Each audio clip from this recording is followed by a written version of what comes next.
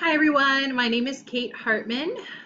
This is my first field placement at Widener through my MSW, and I'm really excited about it. So I will be completing my field placement in the setting where it's a mobile crisis center. So I will be taking calls, I'll be working with other providers to try and help individuals that have called in, possibly going to homes to help these individuals who are in a crisis. So I'm really, really excited about this placement. I do have some crisis background, but I think it's really important to brush up on these skills as it can be really difficult to work in an environment that has a crisis or be unsure of what to do if there is a crisis. So I think it's important.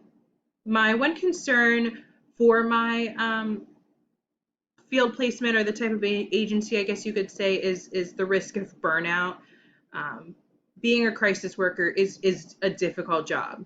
It's really, really difficult, and I tip my hat off to the individuals that do it on a daily basis. So that would be my concern, but I am really excited because I do have a supervisor that seems to do well with checking in and making sure people know their limits and that kind of thing, and working on self-care. So yeah, so that is what my next year will look like of working in a crisis center. I'm really excited for everybody else. I hope everybody has a great year, and I look forward to taking the class with you. Thanks.